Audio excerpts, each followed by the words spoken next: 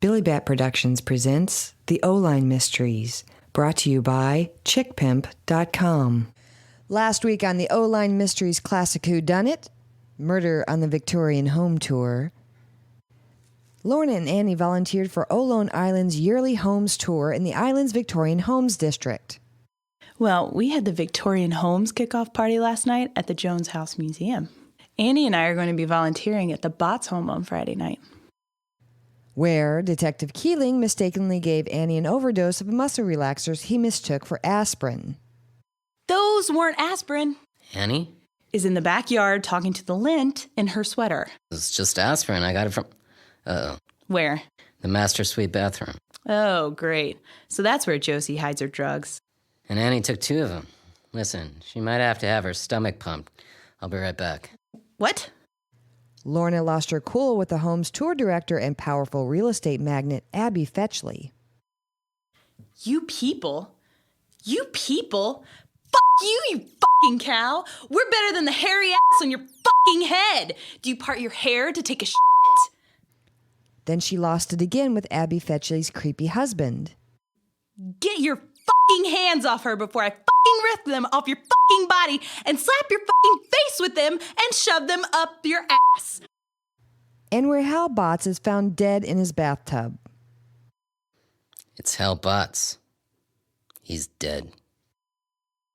Which all made Lorna look crazy, Annie look guilty, and the detective a co-conspirator in a murder mystery. And now for the conclusion of Murder on the Victorian Home Tour.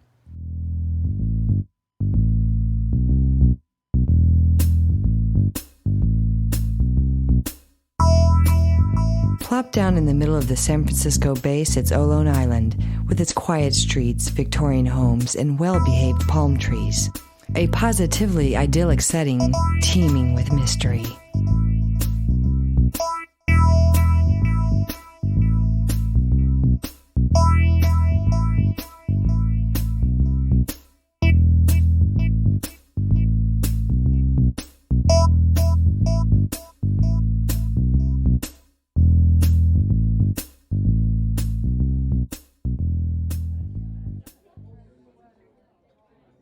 Fine, but did you call the ambulance for Annie? They're on their way. Give me your suit jacket. Why? For Annie. She's bound to get chilly. I'll be out back.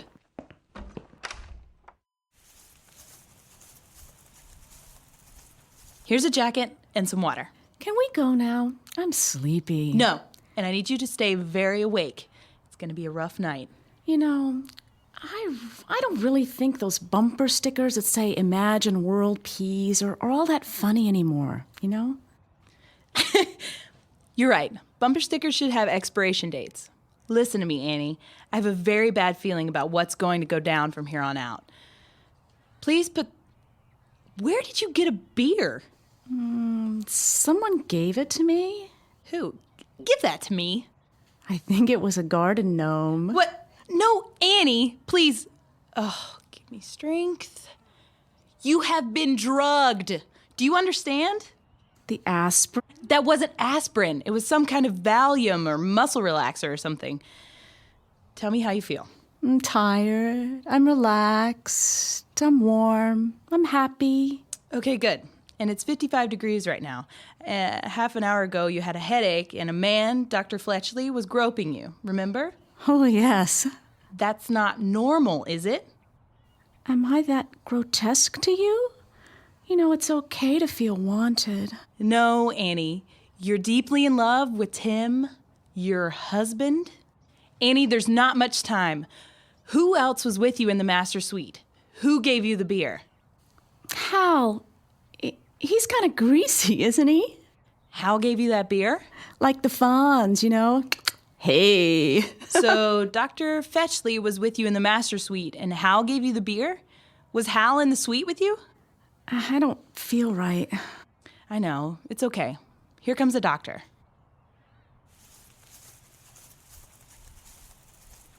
That's our squad's doc. I asked him to come. He'll take care of Annie. Someone came out here and gave her a beer. Who? I don't know. She said it was a garden gnome, and then she said it was Hal, so I have no idea. I could have killed her. Booze and pills. But it couldn't have been Hal. I know. What's the doctor doing? I showed him the pills from the aspirin bottle, and he chuckled, so it can't be that serious. Looks like he's given her a shot. Probably just a B vitamin shot to counteract whatever she took. She was given, you mean? Yes.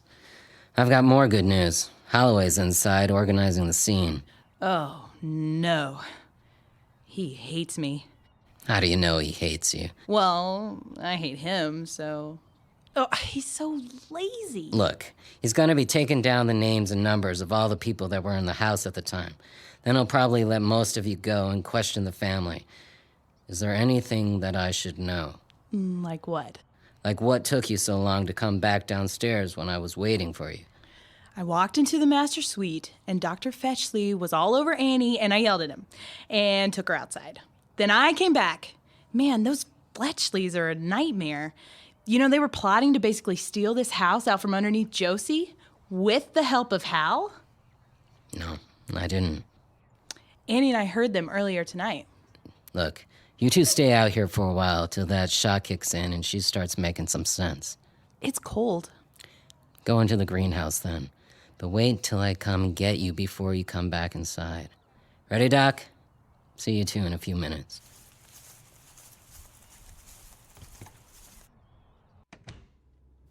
How are you? If I could just close my eyes for a minute. Come on, let's go into the greenhouse. We should keep the lights off, you know, just in case. Why? Oh, dang, what a setup in here. They even have a little coffee maker. Oh, it's all ready to brew. This place rocks. Why can't we turn on some lights? Because I think someone tried to kill you tonight. Why? So you wouldn't be able to tell us who was in the master suite. The doctor gave me some pills to take. What? Give me those. No pills for you. You can have some coffee when it's done. Get down. Shh, shh. What now? Shh. It's just Keeling. I know what you two are doing. I don't know what you're talking about. You and Hal. The house? Do you really think we're that stupid to have trusted him with anything? Everyone already knows you killed Hal, Pam. You might as well go in and confess. That's ridiculous. You were asked to leave earlier, and here you are. Did you finish your business with Hal? Because the last I knew, you were looking for him, while I cleaned up another one of your home tour messes. Don't get smart with me. Everyone knows you hated Hal. And I saw that little volunteer all over him tonight. Sounds like a lover's quarrel to me. I seriously doubt she had anything to do with this. As soon as this is over and the police release the scene and everyone in it, I want you gone, and I don't ever want to see you in this house again. That's being arranged. You mean the contract? No, it's not being arranged. It's being shredded. If you've got the contract, then that means stay away from me. Crikey. Annie? Annie? No, wake up! Wake up! Annie? No, what? Annie, did you hear that? But Pam was out here with us when Hal was killed. That doesn't make any sense. No, I just dozed off for a minute. Just a little doze. Here. Let me get this coffee for you. Give me that bottle of water. I'll cool it so you can drink it straight down, okay? I just needed to touch down there. I'm better. Wow, that's some strong stuff. Here comes Detective Keeling. You two in here? We're over here. Okay, they're about ready for you. Got your story straight? Not really. What do you mean? Pam and Abby were out here accusing each other, and we didn't have a chance. Okay. I can stall them for maybe a little while, but you're gonna have to get... Uh-oh. Here comes Holloway. All right, well, forget about that. You know, I'm feeling much better now. What's going on here, Keeling? I'm helping you out here, Holloway. These ladies have some information that I think is gonna help you. They just need a minute. Who is it? Hello, Detective Holloway. You. Likewise, I'm sure. This is my friend Annie. Both of you, go inside. Detective Keeling, if I find out you've tampered with my investigation, I'll see to it that you're off the detective squad. I will be asking for a formal investigation to your movements tonight. That's fine. I'm glad you're being thorough on this. It's an important case for you. I hope to help you out in any way. You'll see that. We better get back. What's going on? I don't know. We were told to sit down and shut up. They just took the body out, Pam and Josie are upstairs. Abby and Fetchley are being held in the dining room. There are 3 policemen outside setting up a perimeter. I'm hungry. Is there any food? I'm glad to see the shots kicked in.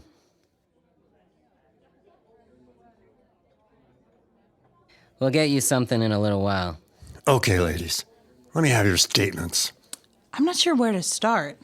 Not you.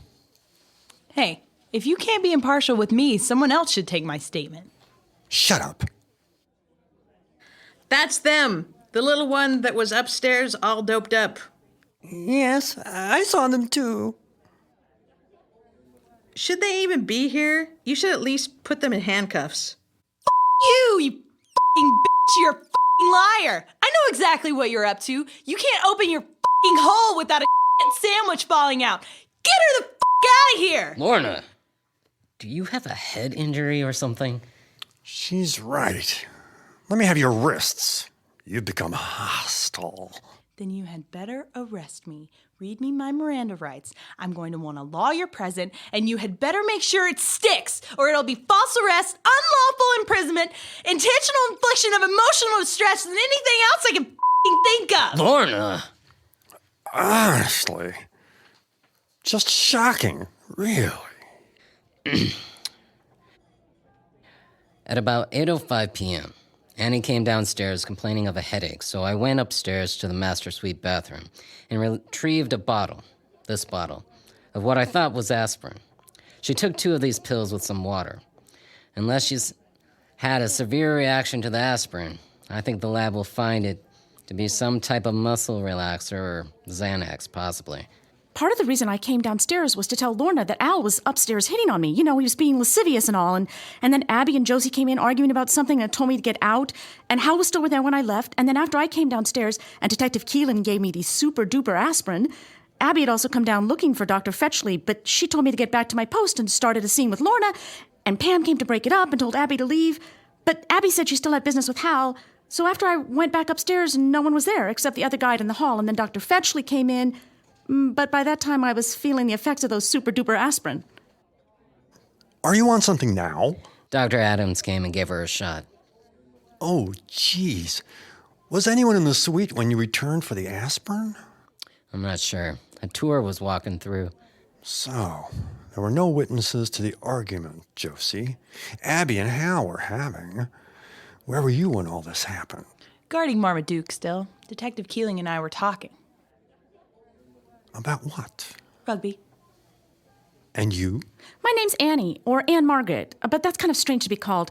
I feel like I should break out and, Viva Las Vegas! Viva Las Vegas! Fine, Annie. When Dr. Fletchley was here, did you go into the bathroom at all? No, I did not. As a matter of fact, he was maneuvering me towards that walk-in closet. That's when Lorna came up, and it's a good thing she did, because I think he knew I was doped. Hey, Abby saw you taking those pills. Did she know what was in the bottle? Pam swears her sister never takes those pills on account of their mom. What? Yeah, I guess the old bird was a pill popper. Keep on track, people. I took Annie outside and then came back in to tell Keeling what was happening. And, where were you? I stayed with Marmaduke. Then I went upstairs to get the pills, and there was no one in the bathroom that I saw. Okay, stop. So, Annie, you were outside by yourself, and then Lorna joined you. She was out there maybe 3 minutes alone before I got back. Okay. And when I got back, Pam was with her, and Annie had a beer next to her. And where'd the beer come from, Pam? No. Abby Fetchley gave it to me, and she said compliments of Hal, and walked back around the front. Detective Keeling, can I speak to you a minute? Sure.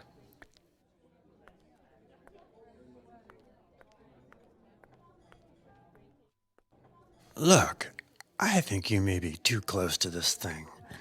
Nobody's alibis are making any sense to me. This Annie is completely out of her mind. If I take her in now, I think I can get her to break. What? Why would you do that? Clearly, she was high, and nothing she's saying is jiving with what else I've heard from the Fetchleys or his wife. Yeah, But Pam Vidal was with them when the body was discovered. And the Fetchleys were sneaking around everywhere. See? You're too close to this. I'm gonna wrap this up now. I've got enough of a case here. Hey, if you were right, I'd back you 100%. But? But you're not. Excuse me.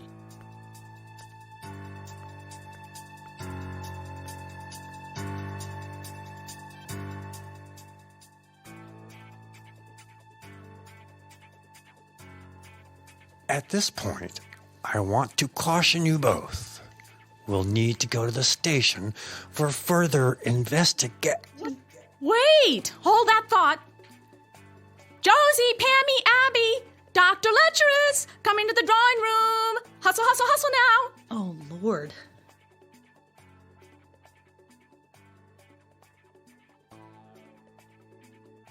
What's going on here, detectives? What's happened? Come on in here, everyone. Life is just coursing through my veins. There's been a breakthrough. Josie, quit sniveling. You didn't even like the man. Show us your arm where he bruised you. So here's what happened. We all knew that Abby and Dr. Fetchley were conspiring with Hal to buy this house right out from underneath poor Josie's nose. That's absolutely insane. Shut up, Abby. Thank you, Josie. You're a drunk, love. There's no other way to say it. You're a booze hound. And you're the only thing standing in the way of Abby and her dreams. The house, the naval base contracts, everything. But this woman is a coward. She's more used to white-collar crime, not murder. But her husband works much closer with death and drugs. Who else could have changed those pills? You, Dr. Fetchley. You who are in charge of Josie Bott's health. Only you have access to those drugs, and it was you who set up what would have been a tragic overdose, just like her mother. But wait, look, Josie's still alive. And why? Because Josie wasn't drinking tonight. Pam saw to that, I believe. Yes. And who took the drugs instead? Moi. And who saw that? Why, Abby, of course. So Abby must have known about this, and she scampers over to Dr. Kill-I-Dare-Ya, and he slithers over to me to keep an eye on me, and she even brings me a beer to cab me off outside, just in case I wasn't already 2 sheets to the wind. The only question left is, why didn't you grab the pills out of the bathroom at that point? I'll tell you why. You were interrupted by Hal and Josie, who were arguing about the contract. What happened, Josie? Did he corner you in the bathroom, or did both of them do it? Were they strong-arming you? That is enough. Arrest this woman. She's insane. But that's not illegal. It's true. He had me cornered. Fetchley was there. I pushed him back and he fell over the toilet and landed on the iron bathtub. Fetchley tried to grab the contract and that's when I screamed. Fetchley ran out and came back with Abby. She must have already been in the suite, listening. I have the contract here. That's completely fabricated. Shut up, Abby. Don't say anything. And that, as they say, is that. The Fetchleys are completely power-hungry and possibly evil. Josie accidentally killed her husband and should be in rehab. And I would like a cheese sandwich and some milk, if you please.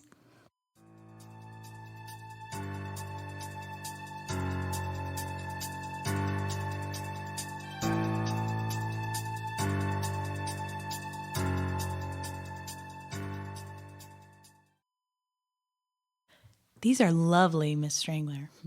I got them from my garden. They'll be so nice for her to wake up to. Well, she woke up yesterday afternoon about 4:30, ate a banana, peed, and went straight back to sleep. I'm not even sure she knew I was here. Well, all those drugs are powerful if your body's not used to them. It needs time to repair itself. What did the doctor say? To let her sleep. It just takes some time to get them out of her system. Hi, Keeling. How's Annie? Sleeping. This is Mrs. Strangler. Hi. Is this for us? It's for Annie, from the Vidals. Oh, it's Vidal again. Yep. Pam's moving back into the house. Good for her. My wife's happy about it. They were good friends in high school. Do you want some coffee or tea? No. I've got to go. Let Annie know I was here. Okay, then. Let's see what we got here. It's organic food, I think. What's going on? You're back from the dead. How do you feel? Like I was wrung out like a dish towel. Is that from me? From Pam Vidal. I only take cash.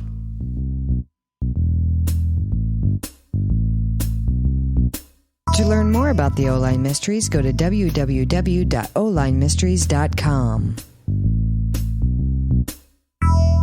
Tune in next week for another episode of the O-Line Mysteries, brought to you by Billibatt Productions. In this episode, Nina Greeley played Annie, Beth Hutchins played Lorna, Ty Garofalo played Mrs. Strangler and Detective Keeling, Josie was played by M. Sailor Billings, Hal and Dr. Fetchley were played by Jonathan W. Wind, and Becky Carlisle played Abby Fetchley. The O-Line Mysteries are written by M. Sailor Billings, theme music by Tim Lindeen. The O-Line Mysteries is an original work of fiction. Any resemblance between events, locations, or characters herein and real persons, living or otherwise, events or locations is purely coincidental.